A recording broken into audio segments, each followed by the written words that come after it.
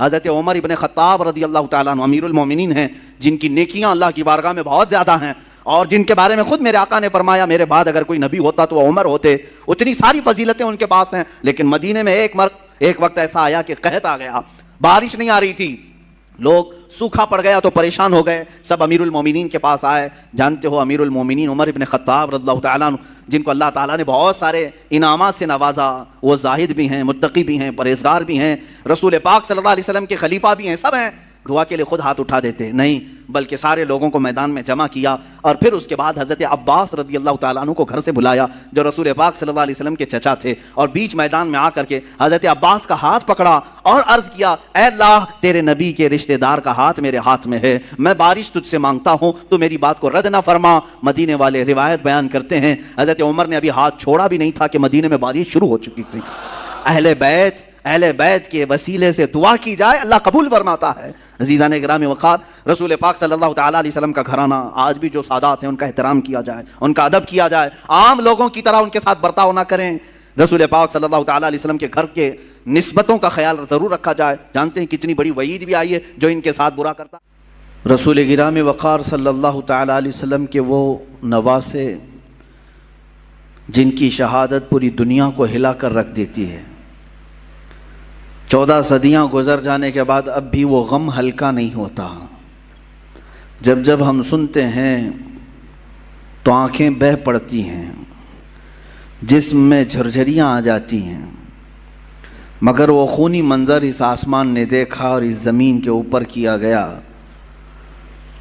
کربلا کے واقعات سنانے کا مطلب صرف یہ نہیں ہوتا کہ رو دھو کر کے لوگ غم ہلکا کر لیں، بلکہ کربلا کا ایک عظیم میسج یہ ہوتا ہے کہ ہم ہر سال تجدید ایمان کرتے ہیں، ایمان کو پھر سے جلا بخشنے کے لیے بیانات سنتے ہیں تاکہ ہمارے جذبے پھر سے جوان ہو جائیں۔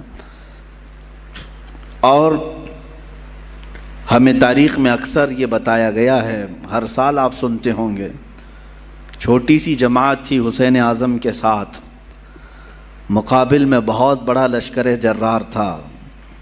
اگرچہ بظاہر امام حسین اور رضی اللہ تعالیٰ عنہ اور ان کے رفقا کو مصائب اور مشقتوں کا سامنا اٹھانا پڑا اور بہت ساری تکلیفیں جھیلنی پڑیں، لیکن زمانہ گزرتے گزرتے یہ میسج سب کو عام ہو گیا کہ حقیقت میں جیت حسین کی ہی تھی۔ کسی کا میدان میں قتل ہو جانا یہ ہار اور شکست کی علامت نہیں ہے۔ ایسا ضروری نہیں ہے کہ قتل ہو جانے والا، کٹ جانے والا ہار جاتا ہے، شکست کھا جاتا ہے، ایسا نہیں۔ اکثر ایسا بھی ہوا ہے کہ اپنے جسم کے ٹکڑے کر جانے والا بعد میں پھر اپنی ہمیشہ کی ایک سلطنت قائم کر جاتا ہے، حکومتیں قائم کر جاتا ہے۔ اکثر ہم نے دیکھا ہے کہ جنہوں نے قربانیاں دی ہیں، قربانیوں کے بعد پھر ایک نیا دور آیا ہے اور لوگوں کو آزادی کی سانس ملی ہے۔ میں بلا تشبیہ و بلا تمثیل یہ کہوں گا، ہمارے ملک ہندوستان کو آزاد کرنے میں جن علماء اہل سنت نے اپنا خون پیش کیا، اگرچہ بظاہر انگریزوں نے انہیں پھانسی پر چڑھایا، کالا پانی بھیجا یا پھر انگاروں سے جلایا اور زخموں پر نمک چھڑکا، یہ سب کیا، تو آج کوئی یہ نہیں کہتا ہے کہ وہ مر گئے، ختم ہو گئے، کچھ حاصل نہیں ہوا، بلکہ آج بھی یہ کہا جاتا ہے کہ ان کی قربانیوں کی بدولت آج ہم آزادی کی سانس لے رہے ہیں۔ کسی کی قربانیاں رنگ لاتی ہیں، اسی لیے شاعر نے کہا تھا قتل حسین اصل میں مرگ یزید ہے، یعنی اصل میں یہ موت یزید کی ہے، اسلام زندہ ہوتا ہے ہر کربلا کے بعد۔ عزیزان گرامی وقار، رسول پاک صلی اللہ تعالیٰ علیہ وسلم کے اہل بیت اطہار کے بیان سے میں آگے شروع کرتا ہوں۔ کربلا کے مختصر واقعات آپ کے سامنے عرض کروں، تفصیلاً آپ سنتے آئے ہیں، مگر اب میں اپنا مزاج یہ بدلنا چاہتا ہوں کہ ہم اب تک ان واقعات کو سن کر بہت روئے ہیں، اب رلانے کا وقت بھی آنا چاہیے۔ روئے بہت ہیں، ظلم کو سنتے رہے اور مظلوموں کی آہ و بکا کو دیکھتے ہوئے ہم رو تو لیے، لیکن اب جذبہ ایسا جوان ہونا چاہیے کہ ظالموں کو رونے پر ہم بھی تو مجبور کریں کہ اب تمہارے بھی رونے کا وقت آ جائے۔ یہ اہل بیت اطہار حضور اکرم صلی اللہ تعالیٰ علیہ وسلم کے اس عظیم گھرانے کو کہتے ہیں جن کی پاکی اور صفائی قرآن نے خود بیان کی۔ قرآن خود کہتا ہے انما یرید اللہ لیذھب عنکم الرجس اہل البیت ویطہرکم تطہیرا، اللہ تعالیٰ تمہارے گھر سے ہر طرح کی ناپاکی کو دور کرنا چاہتا ہے۔ کس کے گھر سے؟ رسول پاک صلی اللہ علیہ وسلم کے، اور آپ کی اہل بیت کو خوب صاف ستھرا کرنا چاہتا ہے، اور کیا بھی اس نے۔ اللہ تعالیٰ نے حضور اکرم صلی اللہ تعالیٰ علیہ وسلم کے گھر میں جو افراد عطا کیے وہ دنیا کے سب سے عظیم لوگ ہیں۔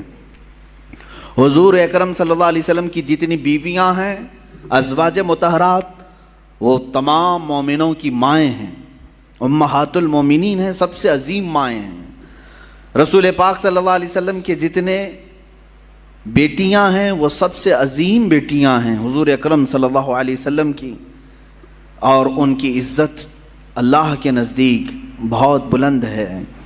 اسی طرح حضور اکرم صلی اللہ علیہ وسلم کے خاندان کو جو شرف حاصل ہے وہ دنیا کے سارے خاندانوں میں سب سے افضل خاندان میرے آقا صلی اللہ علیہ وسلم کا ہے۔ آج بھی میرے عزیزوں، آج بھی سارے نسب ختم کر دیے جائیں گے سوائے رسول اللہ کے خاندان کے۔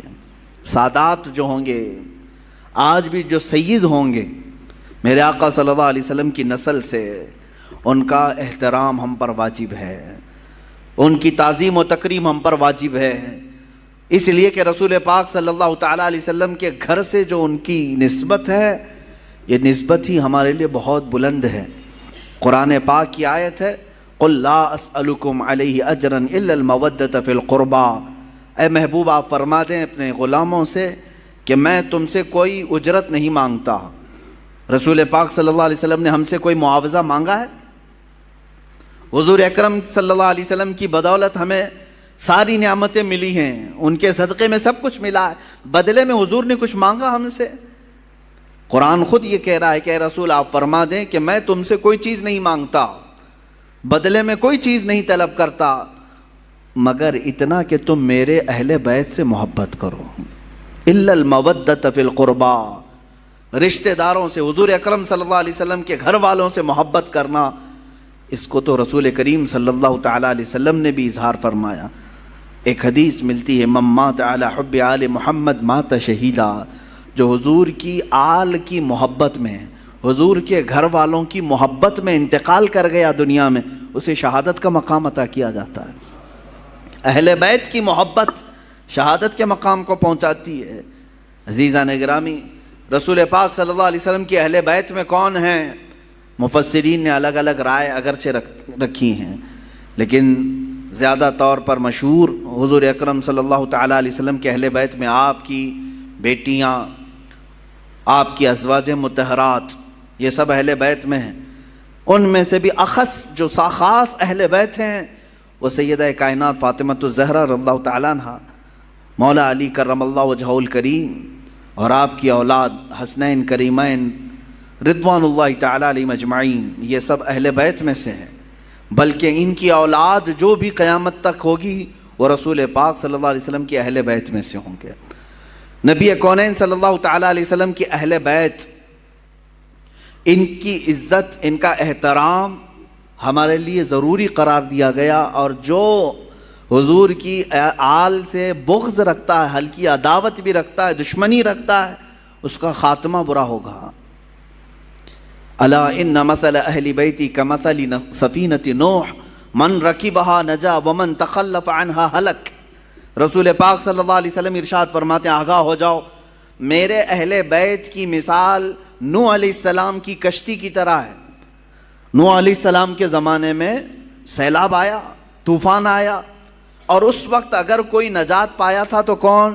صرف نوح علیہ السلام کی کشتی میں جو سوار ہوا، باقی سب ہلاک ہو گئے۔ پوری دنیا میں یہ پانی بھرا تھا، سب ہلاک و برباد ہوئے، سوائے اس کشتی کے سواروں کے کوئی نہیں بچا۔ تو اللہ کے حبیب صلی اللہ علیہ وسلم فرماتے ہیں میرے گھر والے، میرے اہل بیت نوح علیہ السلام کی کشتی کی طرح ہیں، جو انہیں تھام لیا وہ نجات پا گیا، جو ان سے دور ہوا وہ ہلاک ہو جائے گا۔ اہل بیت سے جو نفرت کیا یا ان سے دوری اختیار کیا وہ ہلاک ہو جائے گا۔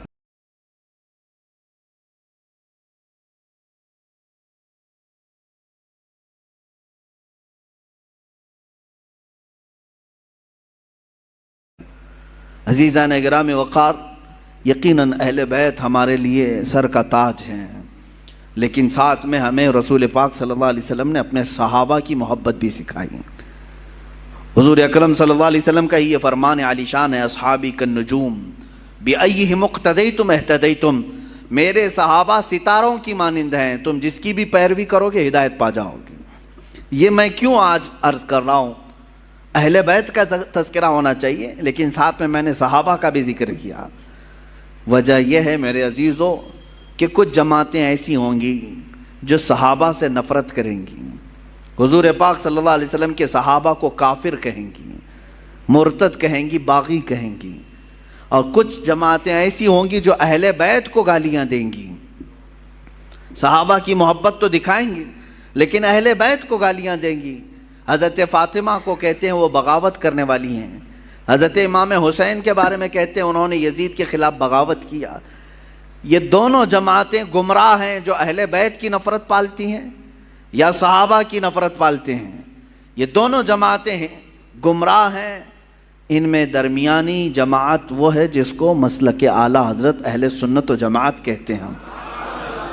اہل سنت و جماعت یہ ہمارا درمیانی مسلک ہے، درمیانی، کہ ہم کیا کہتے ہیں، جس کو امام اہل سنت فاضل بریلوی نے یوں ارشاد فرمایا، اہل سنت کا ہے بیڑا پار اصحاب حضور، نجم ہے اور ناؤ ہے اطرت رسول اللہ کی۔ یہ اس شعر میں نجم کا نام آیا ہے، ناؤ کا نام آیا ہے۔ نجم کہتے ہیں تارے کو، نجم کس کو کہتے ہیں؟ ستارے کو، اور ناؤ کشتی کو کہتے ہیں۔ اعلیٰ حضرت فرماتے ہیں ہمارا بیڑا تو پار ہے الحمدللہ۔ صحابہ کو حضور نے کیا فرمایا؟ میرے صحابہ ستاروں کی طرح ہیں۔ اہل بیت کو کیا کہا حضور نے؟ کشتی کی طرح ہے۔ اعلیٰ حضرت فرماتے ہیں ہمارے پاس تارے بھی ہیں اور کشتی بھی ہے۔ ہاں، تارے رات کے وقت اندھیرا ہو جائے تو پہلے کے زمانے میں تاروں سے ہی راستہ طے کیا جاتا تھا۔ آج بھی یہ تارے اور کشتی کا کیا ملاپ ہے میں آپ کو بتاؤں۔ اتنی ٹیکنالوجی ترقی کر گئی، پھر بھی جانتے ہیں آپ، جو شپ آج سمندروں میں چلتی ہیں، جو جہاز، بڑی بڑی جہاز ہیں سمندروں میں چلتی ہیں، سمندر میں وہ راستہ کہاں سے؟ کوئی روڈ بنا ہوا ہے؟ کوئی ٹریک بنی ہوئی ہے؟ کیسے وہ چلتی ہیں؟ برابر رخ کیسے لیتی ہیں؟ پورے جہاز کو، پوری کشتی کو ستاروں پر چلایا جاتا ہے۔ آج بھی ستاروں پر راستے طے کیے جاتے ہیں۔ اب ٹیکنالوجی اتنی آ گئی اور روڈ اتنے بن گئے کہ کوئی اب راستہ تلاش کرنے کے لیے تارے دیکھتا ہی نہیں۔ پہلے کے لوگ سفر کرنے کے لیے بھی تارے دیکھتے تھے، ہر تارے کا ایک سمت ہوتا تھا، اس طرف یمن ہے، اس طرف شام ہے، اس طرف عراق ہے، وہ راستے اسی طرح سے طے کرتے تھے۔ اس لیے یہ دو چیزوں کا ملاپ بیان کیا گیا۔ سمندر میں اگر کشتی ہے تو تاروں سے اپنا راستہ طے کرتی ہے۔ میرے عزیزو، ہم یہ کہتے ہیں کہ صرف تارے دیکھ کر کے چلیں اور سمندر میں چلنا چاہے تو بھی ممکن نہیں ہے، اور صرف کشتی پر بیٹھ جائیں تارے نہ دیکھیں تو بھی ممکن نہیں ہے۔ اسی لیے اعلیٰ حضرت نے فرمایا اہل سنت کا ہے بیڑا پار اصحاب حضور، نجم ہے اور ناؤ ہے اطرت رسول اللہ کی۔ اللہ کے رسول کی عطا کردہ دونوں نعمتیں ہمارے پاس ہیں۔ ہم صحابہ کی بھی عزت کرتے ہیں اور اہل بیت اطہار کی بھی عزت کرتے ہیں۔ ان دونوں میں سے کسی ایک کو بھی ہم خطا کار، گنہگار، معاذ اللہ رب العالمین، باغی، اس طرح کے الفاظ ہم ہرگز نہیں استعمال کرتے۔ اہل سنت کا یہ موقف رہا ہے۔ اب میں اہل بیت اطہار کے متعلق عرض کروں، اس میں خاص طور پر رسول پاک صلی اللہ تعالیٰ علیہ وسلم کے گھر والوں میں حسنین کریمین رضی اللہ تعالیٰ عنہما، ان کی قدر کیا تھی، ان کی عزت کیا تھی۔ صحابہ بھی حضور پاک صلی اللہ علیہ وسلم کے زمانے میں، حالانکہ ان کی عمر بہت کم تھی، حضرت امام حسین حضور پاک صلی اللہ علیہ وسلم کے انتقال کے وقت صرف 6 سال کے تھے، 6 سال کے تھے۔ حضرت حسن مجتبیٰ رضی اللہ تعالیٰ عنہ 7 سال کے تھے۔ بس یہ 6 اور 7 سال کی عمر تھی جب حضور کی وفات ہوئی۔ لیکن اتنے بچپن میں بھی صحابہ کرام کا حال یہ تھا کہ یہ اتنا ادب کرتے تھے کہ نماز کے عالم میں کبھی کبھار حضور پاک صلی اللہ علیہ وسلم امامت فرما رہے ہوتے اور یہ دونوں شہزادے پہلی صف میں آ جاتے ہیں یا مصلی کے پاس آ جاتے ہیں، آگے پیچھے چلتے ہیں، تو عام بچوں کی طرح انہیں ہٹایا نہیں جاتا تھا. ان کو نہ پہلی صف سے کوئی پیچھے کرنے والا ہوتا، نہ کوئی ادھر سے ادھر کرتا. میرے عزیز و دوسروں کے بچے آئیں تو ہم ادھر ادھر کر دیں، لیکن رسول اللہ کے شہزادوں کو صف کے آگے رکھ کر کے بھی صحابہ نماز پڑھتے تھے، اس لیے کہ ان صحابہ کو معلوم تھا کہ نماز ہماری اس وقت تک کمپلیٹ نہیں ہوگی جب تک نبی اور آل نبی پر درود نہ بھیجیں. ہاں، تحیات میں بیٹھنے کے بعد تو پڑھنا ہی پڑے گا نا، اللہم صلی علی محمد وعلی آل سیدنا محمد. ہم تو کہتے ہیں اے اللہ درود بھیج محمد صلی اللہ علیہ وسلم پر اور ان کی آل پر. تو صحابہ کی نمازیں کیسی ہوتی ہوں گی جب نماز میں تحیات پر بیٹھ کر کے یہ پڑھتے ہوں گے اللہ نبی پر تو درود بھیج، تو مصلی پر نبی کو دیکھ رہے ہوں گے، اور جب آل محمد پر درود بھیجتے ہوں ان شہزادوں کو پہلی صف میں دیکھ رہے ہوتے ہوں گے. ان صحابہ کی نمازیں کیسی ہوتی ہوں گی. بہرحال حسنین کریمین رضوان اللہ تعالیٰ علیہما، اللہ تعالیٰ نے ان کو رسول پاک صلی اللہ تعالیٰ علیہ وسلم کے گھر میں اس طرح سے ودیعت فرمایا کہ ان کا نام بھی جنتی نام رکھا گیا. حسن اور حسین میرے آقا نے فرمایا اسما من الجنتی، یہ جنت کے ناموں میں سے ہے، جنت کے ناموں میں سے ہے. اور میرے آقا صلی اللہ علیہ وسلم اکثر امام حسین کو سونگھتے تھے. چومنا الگ چیز ہے نا، بچوں کو ہم بوسہ دیتے ہیں، چومتے ہیں. حضرت امام حسین کو حضور پاک صلی اللہ علیہ وسلم سونگھتے تھے. چومنا بھی ہوتا ہے، میرے آقا صلی اللہ علیہ وسلم سے چومنا بھی، بوسہ لینا بھی ثابت ہے، لیکن اکثر آپ ان کی گردن کے پاس اور ان کے چہرے کے پاس سونگھتے تھے. اور میرے آقا صلی اللہ علیہ وسلم فرماتے ہیں ہما ریحانتی فی الجنہ، یہ دونوں میرے لیے جنت کے ریحان پھولوں میں سے ہیں. جنت کے جس طرح ریحان پھول ہیں، اللہ تعالیٰ نے حسن و حسین رضی اللہ تعالیٰ عنہما کو جنت کے پھولوں کی طرح خوشبودار بنایا تھا. اندازہ کرو میرے عزیزو، جن شہزادوں کی خوشبو خود سید الانبیاء سونگھ رہے ہو، تو کیا اہل بیت میں خوشبو نہیں ہوتی ہے؟ کیا رسول اللہ کے خاندان میں خوشبو نہیں ہوتی؟ یہاں پر مجھے وہ بات یاد آتی ہے، کسی نے مجھ سے کہا تھا کچھ سال پہلے، میں نے ایک واقعہ بیان کیا تھا، اعلیٰ حضرت امام احمد رضا خان فاضل بریلوی رضی اللہ تعالیٰ عنہ کے اہل بیت کا ادب کرنے کا ایک واقعہ مشہور ہے، جس کو ایک صاحب نے اعتراض کر کے کہا تھا کہ ایسا کیسا انہوں نے سونگھ لیا. سنیے، بریلی شریف میں پالکی چلتی تھی. پالکی اسٹیشن سے گھر جانا ہو، کہیں پر بھی جانا ہو، تو 4 لوگ جو ہے ایک چھوٹی سی پالکی اٹھاتے تھے، جیسے اب رکشہ ہے. پہلے وہ لوگ مزدور اٹھا کر کے لے جاتے تھے، عام تھا، یہ مکہ میں بھی موجود تھا، طواف کرانے کے لیے پالکیاں ہوتی تھی، حبشی لوگ اٹھاتے تھے. بریلی میں امام اہل سنت فاضل بریلوی نے یہ کرائے کے پالکی والوں کو بلایا. اس میں 3 لوگ تھے یا 4 لوگ تھے یا جتنے بھی تھے، پالکی اٹھانے والوں نے کرایہ طے کیا، اٹھا لیا. تھوڑی دیر کے بعد اعلیٰ حضرت فاضل بریلوی رضی اللہ تعالیٰ عنہ کہنے لگے روک دو روک دو. روکا گیا، اتر گئے، کہا کہ تم میں سے کوئی سید زادہ ہے؟ پالکی اٹھانے والوں میں سے کوئی سید زادہ ہے؟ تو لوگوں نے کہا میاں تمہیں تو کرائے سے مطلب ہے، کرایہ دو اور چلو آگے، پیسے دو اور اپنا، یہ کیا ہے، سید ہے، پٹھان ہے، کوئی بھی تو اٹھائے. اعلیٰ حضرت نے کہا ہرگز نہیں، میرا یہ شیوا نہیں ہے کہ کسی سید زادے پر میں سوار ہو جاؤں. آپ نے بار بار اصرار کیا تو ان پالکی اٹھانے والوں میں ایک سید زادہ تھا. انہوں نے کہا کہ ہاں میں سید ہوں. اللہ اکبر. تھوڑی دیر ہی سوار ہوئے تھے، اعلیٰ حضرت رضی اللہ تعالیٰ عنہ ان کے ہاتھوں کو پکڑ لیا، رونے لگے. بڑی خطا ہو گئی مجھ سے، غلطی ہو گئی، میں قیامت کے دن کیا منہ دکھاؤں گا رسول پاک کو کہ احمد رضا تو میرے بیٹے کے کندھے پر سوار ہوا تھا. اور رونے لگے. اس کے بعد اتنے ہی پر نہیں، معافی مانگ کر بلکہ اس سید زادے کو پالکی پر بٹھایا اور وقت کا مجدد خود پالکی اٹھایا، خود پالکی اٹھایا اور آگے تک لے کر کے گئے اور ان کو بہت سارا نذرانہ اور ہدیہ پیش کیا اور کہا سید زادے آپ کے لیے زیب نہیں دیتا کہ آپ لوگوں کا بوجھ اٹھائیں، میں جب تک زندہ ہوں آپ کی حاجات جو بھی ہوں گی مجھ غریب خانے سے آپ لے جایا کریں. آپ کا ہی در دولت ہے, آپ کے آقا آپ کے نانا کا دیا ہوا ہے, اس سید زادے کو اس کام سے ہمیشہ کے لیے دور کر دیا. یہ امام اہل سنت فاضل بریلوی رضی اللہ تعالیٰ عنہ کا مشہور واقعہ ہے, بیان بھی کیا جاتا ہے. کسی صاحب نے ہم سے کہا تھا کہ ایسا کیسے ان کو آ گئی تھی خوشبو, تو ہم نے یہی کہا کہ ان کی طرح عشق پیدا کرو, خوشبو آ ہی جائے گی. پیدا کرو جو گلاب کو سونگھے تو بھی کہے لب پھول دہن پھول زکن پھول بدن پھول, واللہ جو مل جائے میرے گل کا پسینہ مانگے نہ کبھی عطر نہ پھر چاہے دلہن پھول. کیا بات رضا اس چمنستان کرم کی, زہرا ہے کلی جس میں حسین و حسن پھول.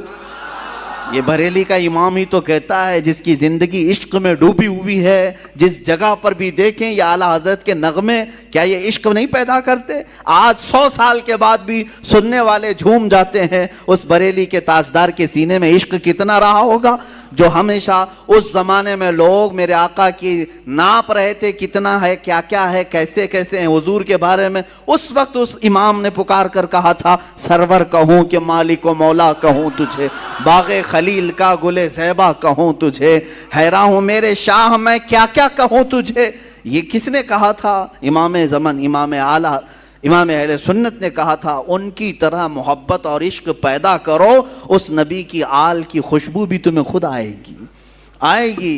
ہاں بدبو رکھے ہو اور دل میں بغض اور کوڑھن ہو تو پھر یہ تمام اعتراضات بھی تمہارے دل سے سینے سے نکل کر کے زبان پر آتے رہیں گے. بہرحال عزیزان گرامی, رسول پاک صلی اللہ تعالیٰ علیہ وسلم حسنین کریمین کو سونگھا کرتے تھے اور کہا کرتے تھے, فرمایا کرتے کہ یہ جنت کے پھولوں میں سے کچھ پھول ہیں جو اللہ تعالیٰ نے مجھے عطا کیا. برا ہو ان ظالموں کا جنہوں نے جنت کے ان پھولوں کو بھی نوچ دیا اور انہیں بکھیر دیا. اسی کو اعلیٰ حضرت نے اپنے سلام میں کہا تھا کتنے بکھرے ہوئے ہیں مدینے کے پھول, یا کربلا تیری قسمت پہ لاکھوں سلام. کربلا کے میدان پر سلام بھیجتے ہوئے اعلیٰ حضرت نے یوں کہا تھا کہ یہاں بکھرے ہوئے ہیں یہ مدینے کے پھول ہیں, جس جگہ دیکھو رسول اللہ کا کوئی نہ کوئی شہزادہ نظر آتا ہے. اس زمین کو بھی اعلیٰ حضرت نے سلام پیش کیا تھا. عزیزان گرامی وقار, رسول پاک صلی اللہ تعالیٰ علیہ وسلم کا گھرانہ یقین جانیں اللہ تعالیٰ کی بارگاہ میں معزز گھرانہ ہے. حضرت عمر ابن خطاب رضی اللہ تعالیٰ عنہ امیر المومنین ہیں, جن کی نیکیاں اللہ کی بارگاہ میں بہت زیادہ ہیں, اور جن کے بارے میں خود میرے آقا نے فرمایا میرے بعد اگر کوئی نبی ہوتا تو وہ عمر ہوتے. اتنی ساری فضیلتیں ان کے پاس ہیں, لیکن مدینے میں ایک وقت ایسا آیا کہ قحط آ گیا, بارش نہیں آ رہی تھی, لوگ سوکھا پڑ گیا تو پریشان ہو گئے. سب امیر المومنین کے پاس آئے. جانتے ہو امیر المومنین عمر ابن خطاب رضی اللہ تعالیٰ عنہ, جن کو اللہ تعالیٰ نے بہت سارے انعامات سے نوازا, وہ زاہد بھی ہیں, متقی بھی ہیں, پرہیزگار بھی ہیں, رسول پاک صلی اللہ علیہ وسلم کے خلیفہ بھی ہیں, سب ہیں. دعا کے لیے خود ہاتھ اٹھا دیتے نہیں, بلکہ سارے لوگوں کو میدان میں جمع کیا, اور پھر اس کے بعد حضرت عباس رضی اللہ تعالیٰ عنہ کو گھر سے بلایا جو رسول پاک صلی اللہ علیہ وسلم کے چچا تھے, اور بیچ میدان میں آ کر کے حضرت عباس کا ہاتھ پکڑا اور عرض کیا اے اللہ تیرے نبی کے رشتہ دار کا ہاتھ میرے ہاتھ میں ہے, میں بارش تجھ سے مانگتا ہوں, تو میری بات کو رد نہ فرما. مدینے والے روایت بیان کرتے ہیں حضرت عمر نے ابھی ہاتھ چھوڑا بھی نہیں تھا کہ مدینے میں بارش شروع ہو چکی تھی. اہل بیت کے وسیلے سے دعا کی جائے اللہ قبول فرماتا ہے. عزیزان گرامی وقار, رسول پاک صلی اللہ تعالیٰ علیہ وسلم کا گھرانہ آج بھی جو سادات ہیں ان کا احترام کیا جائے, ان کا ادب کیا جائے, عام لوگوں کی طرح ان کے ساتھ برتاؤ نہ کریں. رسول پاک صلی اللہ تعالیٰ علیہ وسلم کے گھر کے نسبتوں کا خیال ضرور رکھا جائے. جانتے ہیں کتنی بڑی وعید بھی آئی ہے جو ان کے ساتھ برا کرتا ہے. ایک خاتون, بڑی کتابوں میں لکھا ہوا ایک خاتون جو رسول پاک صلی اللہ علیہ وسلم کے خاندان سے تھیں, وہ بڑی پریشان ہو گئیں. ان کے شوہر کا انتقال ہو گیا, بچوں کو لے کر کے چھوٹی چھوٹی بچیاں تھیں. ایک شہر میں آئیں, شہر میں ایک بہت بڑے رئیس تھے, وہ مسلمان, اس کے گھر آئیں. اس سے کہا کہ میں نے اپنی بچیوں کو مسجد میں ٹھہرایا ہے اور میں رسول پاک صلی اللہ علیہ وسلم کے خاندان سے ہوں, میں حضور کی آل میں سے ہوں, میری کچھ مدد کر دو میری بچیوں کے لیے. اس رئیس زادے نے, اس امیر زادے نے کہا اچھا آپ مانگنے کا طریقہ ایسا بھی آ گیا, تم اگر آل رسول ہو تو کوئی ثبوت دے دو, کوئی پروف دے دو. تم حضور کی آل میں سے کہتی ہو اپنے آپ کو, کیا ثبوت ہے تمہارے پاس؟ وہ خاتون وہاں سے چلی گئی, اس کے پاس سے مدد کی کوئی امید نہیں تھی تو چلی گئی. اسی وقت وہ شام میں گزر رہی تھی, بھوک کی شدت تھی. ایک ایسے بوڑھے شخص کو دیکھا جس کے ارد گرد بہت سارے لوگ جمع تھے. پوچھا ہے کون ہے؟ کہا یہ شہر کا ایک مجوسی ہے, آگ کا پجاری ہے, لیکن لوگوں کو دیتا بہت ہے, بانٹتا رہتا ہے. یہ خاتون وہاں گئی اور اس سے کہا, اپنا معاملہ بھی بتایا کہ میں حالات کی ماری ہوئی ہوں, پریشان ہوں, میری بچیاں مسجد میں ہیں اور میرا گھر سب ختم ہو چکا ہے. تو اس مجوسی شخص نے اتنا سنا تو فوراً اپنے گھر سے عورتوں کو بلوا کر کے کہا, جاؤ اس خاتون کی بچیاں جو مسجد میں ٹھہری ہیں عزت سے انہیں لے آؤ, اپنے گھر میں مہمان بناؤ. اور یہ خاتون کہتی ہے کہ یہ محمد صلی اللہ علیہ وسلم کی آل میں سے, ان کی عزت ہونی چاہیے. وہ تھا مسلمان نہیں تھا, عزت کیا, گھر میں ٹھہرایا اور خاتون کو اپنے گھر مہمان بنایا, ان کی خاطر تواضع کی. اب سنیں, رات ہو گئی. رات کے وقت یہ جو رئیس زادہ تھا, امیر زادہ تھا, جو مسلمان تھا, اس نے خواب میں دیکھا قیامت کا منظر قائم ہے, حساب کتاب ہو رہا ہے, اور اسی وقت رسول پاک صلی اللہ علیہ وسلم تشریف لایا ہے. تو یہ رئیس زادہ فوراً حضور کی بارگاہ میں حاضر ہوا کہ آقا میری شفاعت فرمائیں. حضور پاک صلی اللہ علیہ وسلم نے فرمایا, کیوں شفاعت کی جائے؟ کہا کہ آقا میں آپ کا امتی ہوں, آپ کا چاہنے والا ہوں. میرے آقا نے فرمایا, کیا ثبوت ہے تمہارے پاس؟ میرے امتی ہونے کا کیا ثبوت ہے تمہارے پاس؟ وہاں کیا پیش کرتا؟ پروف پوچھنے والے, دلیلیں پوچھنے والے. حضور پاک صلی اللہ تعالیٰ علیہ وسلم نے جب یہ ارشاد فرمایا تو وہ لاجواب ہوا اور رونے لگا کہ آقا مجھ سے آپ اعراض نہ فرمائیں, مجھ سے آپ ناراض نہ ہوں. میرے آقا صلی اللہ علیہ وسلم نے فرمایا, آج میری ایک شہزادی تیرے گھر آئی تھی, تو نے اس سے اس کے نسب کا ثبوت پوچھا تھا, اس کی مدد نہیں کیا تھا. اتنا حضور پاک صلی اللہ علیہ وسلم جلال میں بیان کر رہے تھے کہ اس کی آنکھ کھل گئی, دھاڑے مار کر کے رونے لگا. اچھا ایک چیز یہ بھی اس نے دیکھا اسی خواب میں کہ میرے آقا صلی اللہ تعالیٰ علیہ وسلم اسے جنت کی طرف دکھا رہے ہیں. اس مجوسی آدمی کے نام پر جنت میں ایک محل تیار ہے, جس کے گھر وہ عورت ٹھہری ہوئی ہے. مجوسی آگ کا پجاری ہے, لیکن اس کے نام پر جنت میں ایک محل ہے. تو یہ بیدار ہوا, بہت پریشان ہوا, اپنے مصاحبین کو بلایا, اپنے چاہنے والوں کو, اور کہا کہ یہ خاتون آئی تھی فلاں فلاں, کہاں ٹھہری ہے؟ کیا یہ مجوسی اپنے گھر لے گیا ہے؟ سبوں نے تحقیق کی تو پتہ چلا ہاں اس مجوسی کے گھر ٹھہری. یہ دوڑا ہوا وہاں پہنچا, گیا اور اس مجوسی سے کہا, کل رات جو خاتون تمہارے گھر آئی ہے برائے مہربانی اسے ہمارے گھر بھیج دو, وہ ہمارے مذہب سے ہے, ہمارے دین سے ہے, ہم اسے مہمان بنائیں گے. اس مجوسی نے کہا ایسا نہیں ہو سکتا. اس رئیس زادے نے کہا 1000 درہم میں تجھے تحفے میں دیتا ہوں, قبول کر لے. اس مجوسی نے کہا اس کا 10 گنا بھی دو تو میں اس مہمان کو تمہارے حوالے نہیں کروں گا. اس مجوسی نے اتنا اصرار کیا تو یہ پوچھنے لگا آخر اس عورت میں کیا ہے؟ کہا جو تو خواب دیکھ کر آیا ہے وہ سچ خواب دیکھ کے آیا ہے. کل جب وہ خاتون ہمارے گھر آئی, ہم رات کے وقت سوئے تھے, خواب میں رسول پاک صلی اللہ علیہ وسلم تشریف لائے ہے, مجھے اور میرے پورے گھر والوں کو میرے آقا نے خود کلمہ پڑھایا. ہم اب مجوسی نہیں ہیں, ہم اہل ایمان میں سے ہیں. رسول پاک صلی اللہ علیہ وسلم نے ان کی آل میں سے ان کی ایک شہزادی کی عزت پر اتنا بڑا انعام دیا کہ ہمیں دائرہ ایمان میں لایا, اور پھر میرے آقا نے اشارہ کر کے بتایا کہ اے فلاں کل تو اٹھے گا تو جنت میں مولا تیرے لیے فلاں محل تیار رکھے گا. میرے آقا کی یہ بشارت میں نے سنی اور تجھے پھٹکارتے ہوئے بھی میں نے خواب میں سنا, تو نے جو دیکھا وہ سچ دیکھا ہے. عزیزان گرامی وقار, وہ روتے گڑ گڑاتے واپس چلا آیا. زندگی کی کوئی اگر کمائی تھی تو اس نے سوچا کہ سب لگا کر کے حاصل کر لوں.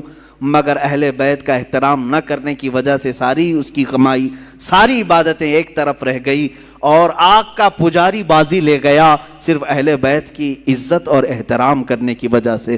آج میں اس واقعے سے اتنا ضرور عرض کروں گا کہ اہل بیت میں سے جو کوئی بھی ہوں، وہ اگر خستہ حال نظر آتے ہیں، اگر پٹے پرانے کپڑوں میں ہیں، وہ حالات اور گردش حالات کے پیش نظر ان کی کمائی اور ان کے فلاں چیزوں پر اگر کوئی اثر پڑ بھی گیا ہو، تو میرے عزیزو ہرگز یہ مت سمجھنا کہ یہ بکھرے ہوئے لوگ ہیں،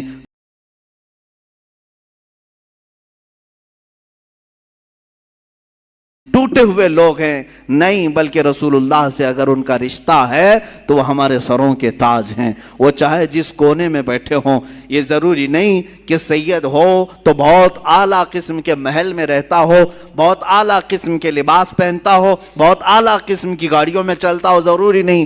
کبھی سید زیادہ غریب بھی ہو سکتا ہے، وہ فقر و فاقہ کو پسند کرنے والا سید زیادہ بھی ہو سکتا ہے۔ لہٰذا اس بات کا ہمیشہ خیال رکھا جائے کہ سید زادوں کا احترام ملحوظ نظر رہے، ورنہ ہمارا یہ کمایا ہوا عبادتوں کا خزانہ بھی ضائع ہو سکتا ہے۔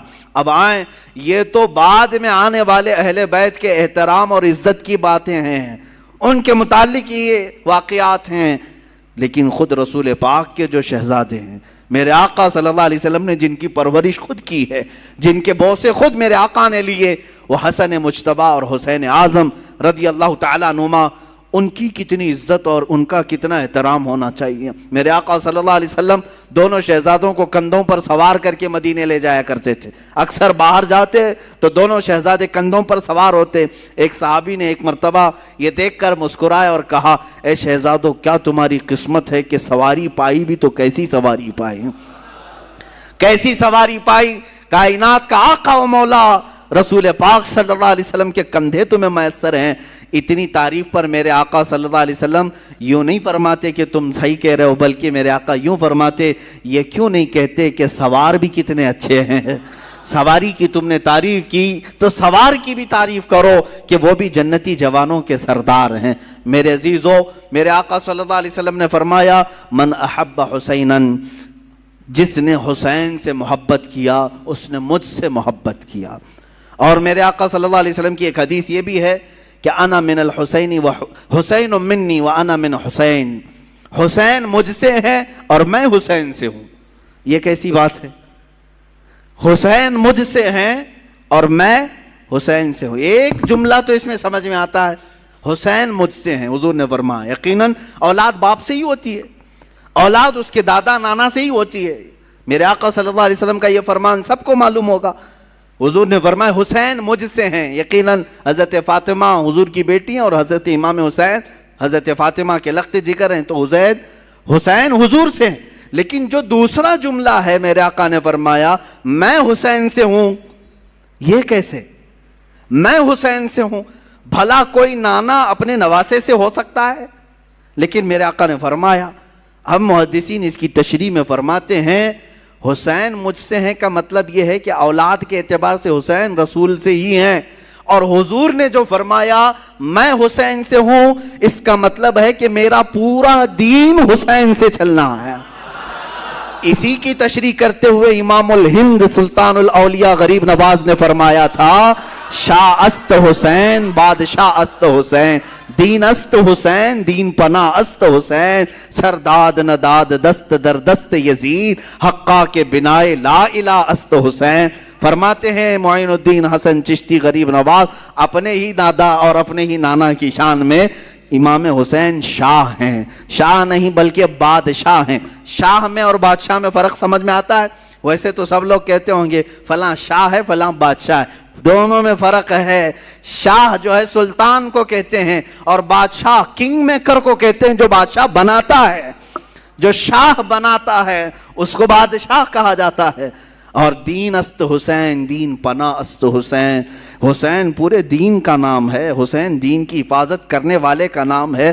اپنا سر دے دیا، ہاتھ یزید کے ہاتھ میں نہیں دیا۔ حق تو یہ ہے کہ لا الہ کی جڑ کا نام حسین ہے۔ اب سمجھ میں آیا حضور حسین سے کیسے ہے؟ حضور حسین سے کیسے ہیں؟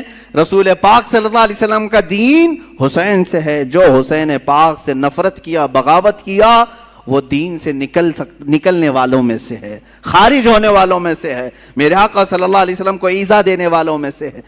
میں ابھی چند دن قبل، ابھی اسی محرم سے قبل ایک بات سنا، کسی سعودی لقوہ مارے ہوئے آدمی کو یہ کہتے ہوئے سنا، ہاں ریالوں نے جس کا لقوہ مارا ہے جس کے عقیدے پر، اگر یہ 2 شہزادوں کی لڑائی تھی کربلا کی، 2 شہزادوں کی لڑائی تھی، یعنی حضرت حسین حضرت علی کے شہزادے اور یزید حضرت امیر معاویہ کا شہزادہ، آپس میں 2 بڑے بڑے لوگوں کے بیٹوں کی لڑائیاں تھیں. اس بیوقوف کو معلوم کہاں ہے، کہاں کس کو شہزادہ کر رہا ہے، کس کو شہزادہ کہہ رہا ہے. ہاں حسین ابن علی رضی اللہ تعالیٰ عنہ یقیناً شہزادہ رسول ہیں، لیکن یزید کو شہزادہ کہا جائے گا؟ پلید ہے. جس کے نام کے ساتھ ہم پلید کا لفظ استعمال کرتے ہیں. یہ شہزادوں کی لڑائیاں نہیں تھی، حق و باطل کی لڑائی تھی، حق و باطل کی لڑائی تھی، اور نہ ہی 2 خاندانوں کی لڑائی تھی، اور نہ ہی یہ سیاست کا معاملہ تھا جیسے آج کچھ لوگ یہ بھی پیش کرنا چاہتے ہیں. جیسے پہلے یہ جوکر نائک کہتا تھا کہ یہ سیاست کا معاملہ تھا، یہ سیاسی معاملات تھے جس کی وجہ سے یہ لڑائیاں ہو گئی. ان کو ایسا لگتا ہے کہ سیاست اس وقت ایسی ہی تھی جیسے الیکشن کے لیے، ووٹنگ کے لیے جگہ جگہ گھومنا پڑے. ارے حسین اعظم ہے، حسین اعظم ہے، رسول اللہ کے نواسے ہیں. اللہ تعالیٰ نے ان کو اتنی طاقت و قوت عطا کی تھی، وہ چاہتے تو پوری دنیا پر اپنی حکمرانی قائم کر لیتے. انہوں نے میرے آقا کے فقر و فاقے کو پسند کیا. اگر ان کو حکومت ہی پیاری تھی اور سیاست ہی کرنا تھا تو اپنے باپ کے انتقال کے بعد فوراً کھڑے ہو جاتے. حضرت امیر معاویہ 20 سال تک خلیفہ رہے، تب تک امام حسین نے نہیں مطالبہ کیا. اگر ان کو یہی سب شوق تھا بادشاہت کا، سیاست کا، تو وہ تو حضرت علی کے بیٹے تھے. خلافت حضرت علی کے بعد ختم ہو رہی تھی تو وہ دعویٰ کر سکتے تھے کہ میرے باپ کی خلافت اب مجھے آئے. نہیں دعویٰ کیا کبھی. یہاں سے بات سمجھ میں آتی ہے 20 سال کے بعد اگر وہ مدینے سے اٹھ رہے ہیں تو صرف اس بات پر اٹھ رہے ہیں کہ نبی کونین کے دین پر کوئی غدار اور فاسق و فاجر کرسی نہ بچھا سکے. اور آج تک میرے عزیزوں اس کا اثر دیکھنے کو ملتا ہے. حسین اعظم کا ایک مرتبہ کھڑا ہو جانا اس زمانے میں، اس کا اثر آج تک دکھتا ہے. مجھے بتاؤ کس مسجد کے امام کو آپ چور رکھتے ہیں؟ چور ڈکیت ہو، لفنگا ہو، اناڑی ہو، ٹپوری ہو، جس طرح کا بھی ہو، اسے امام بناتے آپ؟ کیوں نہیں بناتے؟ بزنس تو کرتے ہیں، سب کچھ کرتے ہیں ایسے لوگوں کے ساتھ، لیکن مصلے پر آپ ہر چیز دیکھتے ہیں. داڑھی پوری ہے کہ نہیں، کپڑے صحیح ہے کہ نہیں، داغ تو نہیں لگے اس کو. ہاں، اور اگر یہ امام کہیں ادھر ادھر کس سے مل رہا ہے کس سے نہیں مل رہا ہے یہ تک آپ نظر رکھتے ہیں.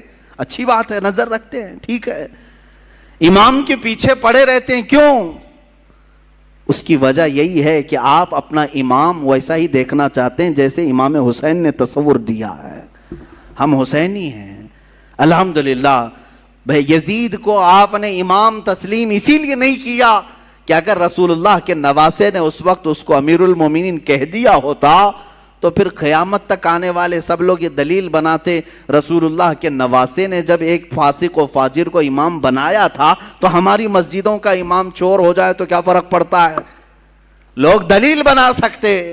امام علی مقام نے قیامت تک آنے والوں کے لیے ایک ایسا مشعل پیدا کیا، ایک ایسی روشنی بنائی کہ اسی کے بل بوتے آج تک ہم چل رہے ہیں. عزیزان گرامی، حسنین کریمین رضوان اللہ تعالی علیہما حضور پاک صلی اللہ تعالی علیہ وسلم کی گود میں کھیلنے والے، یہاں تک کہ اکثر حضور کا جبہ مبارکہ کافی کشادہ ہوتا، کبھی پہن کے آتے ہیں. تو صحابہ روایت کرتے ہیں کہ کبھی کبھار حضور اکرم صلی اللہ علیہ وسلم اپنے جبے کے اندر کوئی چیز چھپا کر کے آتے تو ہم دیکھتے کوئی قیمتی چیز چھپا کر آئے ٹھنڈیوں کے دنوں میں، لیکن وہ قیمتی چیز وہی شہزادے ہوتے تھے، حضور کے جبے میں چھپے ہوئے ہوتے ہیں. حضرت حسن مجتبیٰ اور حسین اعظم رضی اللہ تعالیٰ. آپ اندازہ کریں صحابہ اکرام حضور صلی اللہ علیہ وسلم کی ایک جھلک دیکھنے کے لیے بے قرار رہتے، صحابہ حضور کے مہر نبوت کو دیکھنے کے لیے بے قرار رہتے، حضور اکرم صلی اللہ علیہ وسلم کے بوسے لینے کے لیے بے قرار رہتے. ان شہزادوں کی عظمت اور ان کی قسمت کو دیکھیں کہ ہمیشہ حضور کے جسم مبارکہ سے لگے ہوئے ہوتے تھے، یہاں تک کہ سجدے میں میرے آقا جائیں تو اس پر سوار بھی ہو جاتے تھے، میرے آقا ان کو ہٹاتے نہیں تھے، لمبا سجدہ کر لیتے لیکن ان شہزادوں کو گرنے نہیں دیتے تھے۔ یہ ان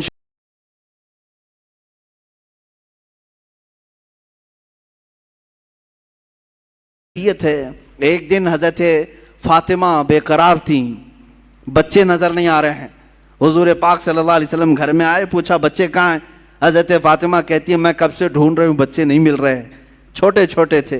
رسول پاک صلی اللہ تعالیٰ علیہ وسلم ڈھونڈنے کے لیے بھیجے تو دیکھتے ہیں مدینہ مسجد نبوی کے تھوڑا سا دور ایک درخت کے نیچے دونوں بچے بیٹھے ہوئے ہیں، کھیل رہے ہیں، لیکن جبرائیل امین دونوں پر سایہ کیے ہوئے ہیں۔ ہاں، فرشتے سایہ کیے ہوئے رہتے ہیں، اور یہی حسنین کریمین ہیں۔ حضور پاک صلی اللہ علیہ وسلم گھر میں ان کو خود کھلایا کرتے تھے۔ بچوں کے ساتھ اگر کھیلنا حضور کا ثابت ہے تو ان شہزادوں کے ساتھ ہے، کشتی لڑا رہے ہوتے۔ حضور پاک صلی اللہ علیہ وسلم حضرت حسن اور حسین کی کشتی لڑا رہے ہیں۔ ہوتا ہے گھروں میں دو بچوں کی کشتی لگاتے ہیں، تو حضور صلی اللہ علیہ وسلم کس کی سائیڈ لے رہے تھے؟ حضرت امام حسن کی سائیڈ لے رہے تھے، وہ بڑے تھے، اور حضرت حسن کو کہتے تھے حسن تم حسین کو یہاں سے پکڑو، ادھر سے پکڑو، ادھر سے پکڑو، جیسے ہم بچوں کو کشتی لڑواتے ہیں۔ میرے آقا صلی اللہ علیہ وسلم جب اس طرح کا مقابلہ کروا رہے تھے، حضرت فاطمہ گھر میں سے کہتی ہیں ابا جان یہ کیسی بات ہے، آپ بڑے کی سائیڈ لے رہے ہیں، حسن بڑے ہیں آپ ان کی سائیڈ لے رہے ہیں، حسین چھوٹا ہے۔ حضور پاک فرماتے ہیں فاطمہ تم نہیں دیکھتی حسین کی طرف سے جبرائیل ہیں، جبرائیل ان سے کہہ رہے ہیں کہ حسن کو یہاں سے پکڑو، حسن کو یہاں سے پکڑو۔ اللہ اللہ، یہ شہزادے وہ ہیں جن میں سے ایک کو سید الانبیاء سپورٹ کر رہا ہے، دوسرے کو سید الملائکہ سپورٹ کر رہا ہے۔ اور وہ گھرانہ کیسا جس کے بارے میں امام زمن کہتے ہیں بے اجازت ان کے گھر میں جبرائیل آتے نہیں، قدر والے جانتے ہیں عز و شان اہل بیت، یہ رسول اللہ کے گھر والوں کی، اور ان کو کبھی ناراض کرنا میرے آقا کو ہرگز پسند نہیں تھا۔ حضور پاک صلی اللہ تعالیٰ علیہ وسلم کبھی ان دونوں بچوں کو ناراض ہونے نہیں دینا چاہتے۔ اس سے آپ اندازہ لگا سکتے ہیں کہ امام حسین جب پیدا ہوئے ہیں اسی وقت میرے آقا صلی اللہ علیہ وسلم کے گھر میں حضرت ابراہیم کی ولادت ہوئی تھی، حضور کے اپنے بیٹے۔ بی بی ماریہ قبطیہ سے حضور کے بیٹے پیدا ہوئے، ان کی عمر 6 مہینے کی ہو گئی تھی، اور حضرت فاطمہ کے گھر میں امام حسین پیدا ہوئے۔ آگے پیچھے تھوڑی سی ایک وقت ایسا آیا کہ حضور اپنے بیٹے کو لے کر بیٹھے ہیں۔ بیٹا کتنا عزیز ہوتا ہے، بیٹا اپنا بیٹا، 2 بیٹے پہلے حضور کے انتقال کر چکے تھے، یہ تیسرے بیٹے تھے حضرت ابراہیم، اور حضرت فاطمہ کے بیٹے حسین دونوں کو چوم رہے تھے۔ جبرائیل آئے، کہا آقا اللہ تعالیٰ کی منشا یہ ہے کہ ان دونوں میں سے کسی ایک ہی کو آپ رکھ سکتے ہیں۔ اللہ اکبر، چنو تو کس کو چنو؟ ایک طرف بیٹا ہے اور ایک طرف نواسا ہے۔ میرے آقا صلی اللہ تعالیٰ علیہ وسلم نے دونوں کی طرف دیکھا اور جبرائیل سے کہا اے جبرائیل حسین کو میں منتخب کرتا ہوں، اپنے بیٹے کو جس پر وار دیا، رسول پاک صلی اللہ علیہ وسلم نے اپنے بیٹے کو جن پر قربان کیا، اس حسین اعظم کا ہم تذکرہ کرنے چلے ہیں۔ میرے آقا صلی اللہ تعالیٰ علیہ وسلم نے جن کا حد درجے خیال کیا، نمازوں میں، گھروں میں اور ہر جگہ، یہاں تک کہ اگر میرے آقا صلی اللہ علیہ وسلم کسی گھر دعوت میں گئے، کھانا وہاں پر رکھا گیا ہے تو پہلے کوئی چیز منگواتے اور آدھا اس میں سے کر کے کہتے لے جاؤ فاطمہ کے گھر دے آؤ، ان کے گھر میں فاقہ ہے۔ اپنے شہزادوں کا خیال فرماتے، اپنے نواسوں کا خیال فرماتے۔ عزیزان گرامی، یہی وہ اہل بیت ہیں جن کی شان میں قرآن کی کئی آیتیں نازل ہوئیں۔ وَيُطْعِمُونَ الطَّعَامَ عَلَىٰ حُبِّهِ مِسْكِينًا وَيَتِيمًا وَأَسِيرًا، یہ آیت ہے سورہ دہر کی 29ویں پارے میں۔ ہوا یہ تھا کہ حضرت فاطمہ کی کنیز فضہ، انہوں نے منت مانگی تھی، دونوں شہزادے بہت بیمار تھے کہ اگر یہ صحیح ہو جائیں تو ہم 3 روزے رکھیں گے، اگر یہ صحیح ہو گئے تو 3 روزے رکھیں گے۔ گھر والے بچے صحیح ہو گئے، روزہ رکھا سارے لوگوں نے مل کر، مولا علی کرم اللہ وجہہ الکریم، حضرت فاطمہ اور یہ کنیز فضہ اور 2 شہزادے ہیں۔ حضرت علی کی کمائی 2 درہم کی تھی، باغیچے سے خدمت کے بعد 2 درہم لاتے جس سے اتنا آٹا آتا کہ 5 روٹیاں بن سکتی تھیں. یہ اہل بیت کا گھرانہ ہے. افطار میں روٹیاں بنی. شام کے وقت کسی فقیر نے آواز دی. ایک مسکین آیا, فقیر آیا, کہا میں نے سنا ہے کہ یہ رسول اللہ کے گھر والے ہیں, یہ اہل بیت ہیں, میں بہت بھوکا ہوں, مجھے کھلا دیا جائے. حضرت فاطمہ نے 5 روٹیاں اٹھا کر دی تھیں. پانی پی کر کے ان لوگوں نے افطار کیا, دوسرا بھی روزہ رکھا. دوسرے دن حضرت علی پھر آٹا لے آئے, 5 روٹیاں بنائیں. آج کے دن ایک یتیم بچہ آیا افطاری کے وقت میں, اس نے بھی وہی آواز اٹھائی. حضرت فاطمہ نے وہ 5 روٹیاں اٹھا کر اس یتیم کو کھلایا. آج پھر پانی سے افطار کیا. تیسرا روزہ تھا. تیسرے روزے کے دن حضرت علی خود محنت کر کے اتنے پیسے لے آئے کہ پھر 5 روٹیاں بنی. اس دن افطار کے لیے بیٹھے تو جیل سے چھوٹا ہوا ایک قیدی آیا. کہا میں ہر گھر کو کھٹکھٹا لیا, مجھے کوئی نہیں کھلایا. میں نے سنا ہے کہ یہ اہل بیت ہیں, رسول اللہ کے گھر والے, یہاں سے واپس نہیں بھیجتے کسی کو. حضرت فاطمہ نے اس قیدی کو بھی 5 روٹیاں دی تھیں. تیسرا دن گزر گیا, پیٹ پیٹ سے لگ گیا, بھوک کی شدت ہے, بچے طاق میں بیٹھ گئے اور حضرت علی جھک گئے تھے. یہ شام کا وقت تھا. میرے آقا صلی اللہ تعالیٰ علیہ وسلم تشریف لائے, گھر میں آئے. پکارا کہاں ہیں, آواز کسی کی نہیں آ رہی تھی. سب ایک ایک کونوں میں بیٹھے ہوئے تھے. اللہ کے نبی صلی اللہ علیہ وسلم نے پکارا فاطمہ. وہ آئیں, پوچھا کیا ماجرا ہے. سنایا ایسے ایسے ہم نے منت مانگی تھی. منت مانگو تو روزے کی مانگو اے غلاموں.